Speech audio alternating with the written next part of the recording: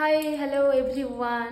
সকাল সকাল আমি উঠে স্নান টান করে নিয়েছি। আর দেখো একটা জিনিস দেখাবো বলে ভিডিওটা অন করলাম। তোমাদের দাদাভাই সকাল সকাল কি কাণ্ড করেছে। এতদিন তো রান্না বান্না হয়নি, তাই দেখো আজকে ও বলছে না এতদিন বাইরে বাইরে খেয়ে একদম ধরেছে, তাই আজকে তোমার হাতে খাবো। সকাল সকাল ও মাটন এনে দিল, যা লাগে সব এনে দিয়ে ও এখন গেল অফিসে, আর আমাকে একা একা এখানে বসে বসে রান্না করতে হবে।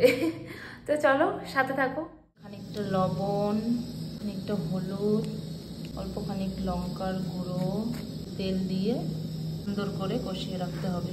এবার এটাকে আধ ঘন্টার জন্য ঢেকে রাখবো। দেখো এখানে কিন্তু মিক্সি নেই, তাই আমাকে এই হামনদিস্তাটাই ব্যবহার করতে হচ্ছে। এখানে আদা আর রসুন পেস্ট করতে দিয়েছি।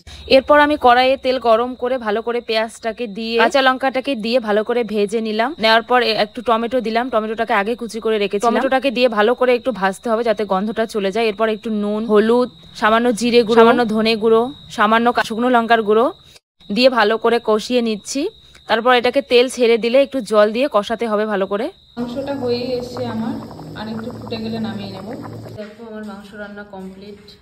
কেমন হয়েছে অবশ্যই জানিও।